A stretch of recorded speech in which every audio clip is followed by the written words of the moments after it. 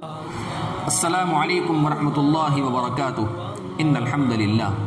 محترم سامعین، آج میں آپ کی خدمت میں 15ویں شعبان کے متعلق کچھ باتیں پیش کرتا ہوں۔ ماہ شعبان کی 15ویں رات بہت فضیلت والی رات ہے۔ احادیث مبارکہ میں اس کے بہت سے فضائل وارد ہوئے ہیں اور امت کے اسلاف اس کی فضیلت کے قائل چلے آ رہے ہیں۔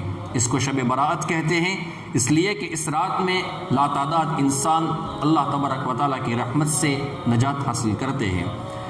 اس رات کے متعلق بعض تو وہ ہے جو سرے سے اس کی فضیلت کے قائل نہیں ہیں، بلکہ اس کی فضیلت میں جو احادیث آئی ہیں انہیں من گھڑت قرار دیتے ہیں، جھوٹی قرار دیتے ہیں، جبکہ بعض فضیلت کے تو قائل ہیں لیکن اس فضیلت کے حصول کے اندر بے شمار بدعات اختیار کرتے ہیں، رسومات کے اندر مبتلا ہو جاتے ہیں اور عبادت کے نام پر ایسی چیزوں کو کرتے ہیں کہ اللہ ہی حفاظت فرمائے۔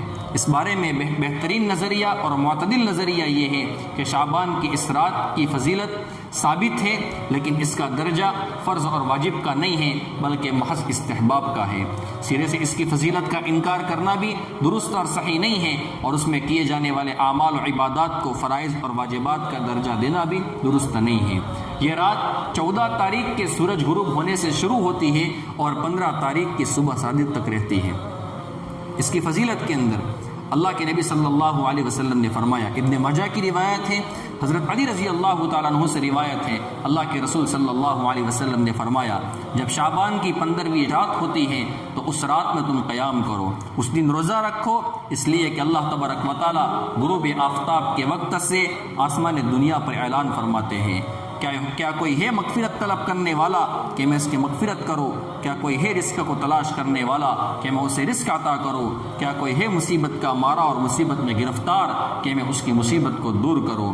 یا کوئی ایسا ہے یا کوئی ایسا ہے؟ یہ اعلان چلتا رہتا ہے یہاں تک کہ صبح صادق کا وقت ہو جاتا ہے۔ اب اس رات کے اندر ہمیں کیا کرنا ہے؟ اس رات عشاء اور فجر کی نمازیں وقت پر باجماعت ادا کریں، اپنی ہمت اور توفیق کے مطابق نفل نمازیں خصوصاً تہجد کی نماز کا اہتمام کرے، انفرادی طور پر صلاۃ التسبیح پڑھے، قرآن پاک کی تلاوت کرے، کثرت سے اللہ تبارک و تعالیٰ کا ذکر کرے، اللہ تبارک و تعالیٰ سے خوب دعائیں مانگے، دنیا اور آخرت کی بھلائیاں مانگے، خصوصاً اپنے گناہوں کی مغفرت چاہے، ہو سکے تو زندگی میں کبھی ایک مرتبہ اس رات میں قبرستان جائے، اپنے میت کے لیے اور اپنے لیے دعائیں مغفرت کرے۔ یہ رات اتنی فضیلت والی رات ہے، لیکن کچھ بد نصیب ایسے بھی ہیں جن کی اس رات کے اندر مغفرت نہیں ہوتی ہے۔ نمبر 1، مشرک کی اس رات کے اندر مغفرت نہیں ہوتی ہے۔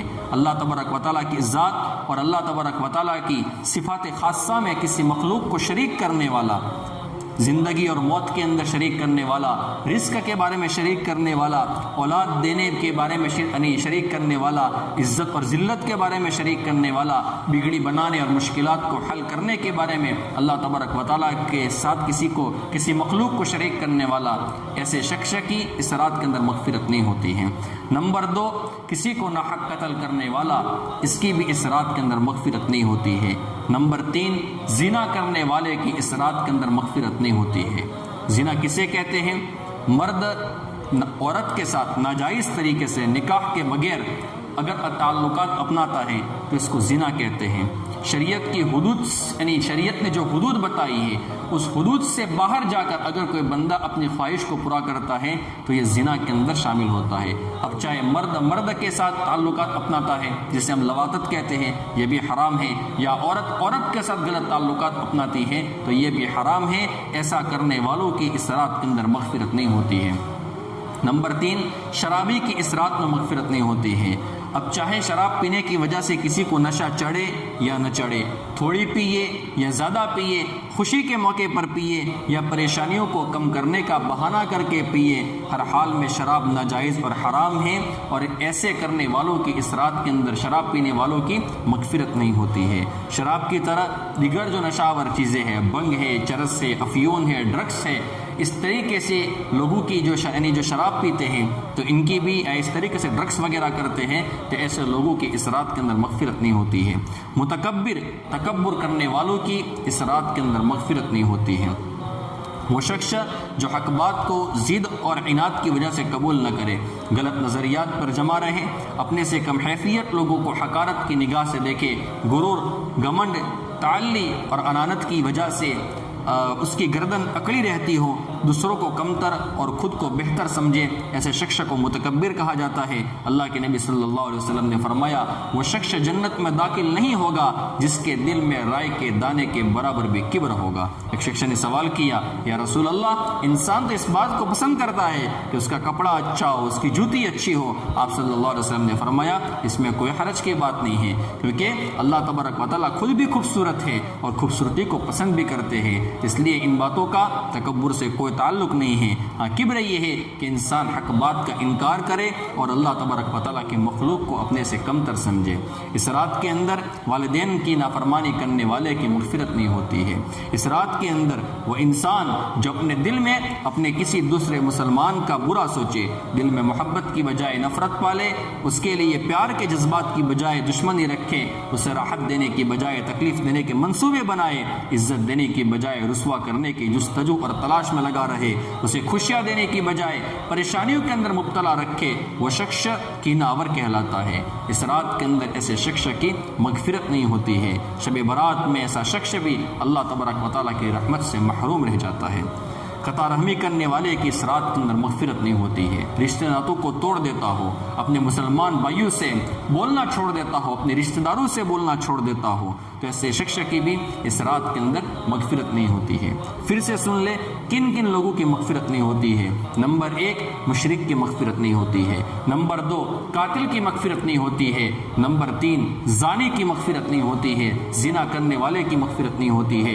نمبر 4، شراب پینے والے کی مغفرت نہیں ہوتی ہے۔ نمبر 5، متکبر اور تکبر کرنے والوں کی اس رات کے اندر مغفرت نہیں ہوتی ہے۔ اور نمبر 6، والدین کی نافرمانی کرنے والے کی اس رات کے اندر مغفرت نہیں ہوتی ہے۔ اگر ہم میں سے کسی نے والدین کو ستایا ہے، دکھ دیا ہے، ان کو تکلیف پہنچائی ہے، تو جا کر معافی مانگ لے، ابا جان مجھے معاف کر لے، امی جان مجھے معاف کر لے، میں آئندہ آپ کو کبھی نہیں ستاؤں گا۔ ماں بھی معاف کر لے گی انشاءاللہ، باپ بھی معاف کر لے گا، اور آپ کی انشاءاللہ مغفرت بھی ہو جائے گی۔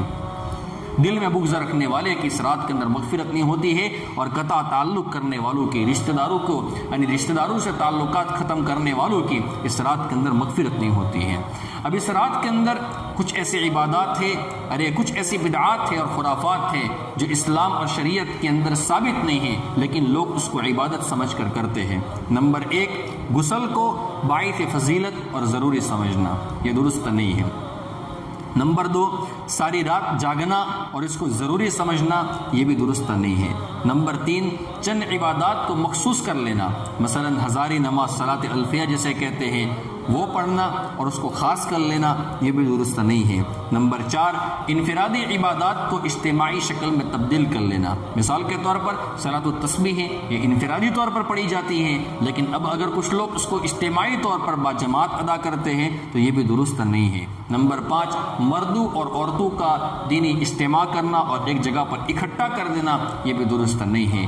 نمبر 6، حلوے مانڈے ضرور پکانا ہے، یہ بھی درست نہیں ہے۔ نمبر 7، آتش بازی اور چراغاں کرنا ہے، یہ بھی درست نہیں ہے۔ نمبر 8، بیوہ خواتین کا اپنے مردہ خواہندوں کے لیے بن سور کر بیٹھ جانا، یہ بھی درست نہیں ہے۔ نمبر 9، مردوں کی ارواح کے آرام کے لیے گھروں میں بستر لگانا۔ بعض جگہ پر یہ ہوتا ہے کہ گھروں میں بستر لگاتے ہیں اور یوں سمجھتے ہیں کہ ہماری جو مردے جو انتقال کر چکے ہیں وہ آئیں گے اور یہاں پر آرام کریں گے، تو اس طریقے سے کرنا بھی درست نہیں ہے۔ نمبر 10، قبرستان جانے کو ضروری سمجھنا، یہ بھی درست نہیں ہے۔ نمبر 11، ایک دوسرے کو مبارکباد دینا، یہ بھی درست نہیں ہے۔ یہ چند ایک گزارشات میں نے آپ کی خدمت میں پیش کی ہیں۔ اگر مجھ سے کوئی غلطی ہو گئی ہے تو میں اللہ تبارک و تعالیٰ سے معافی مانگتا ہوں، اللہ معاف فرمائے۔ علماء کی رہبری میں کام کرے، علماء سے پوچھ کر اپنے مسائل کے اندر آگے بڑھے، ان سے پوچھے ہمیں کرنا کیا ہے، کیا نہیں کرنا ہے۔ اللہ تبارک و تعالیٰ ہمیں شریعت پر عمل کرنے کی توفیق عطا فرمائے اور بدعات سے ہماری حفاظت فرمائے۔ وآخر دعوانا ان الحمد للہ رب العالمین۔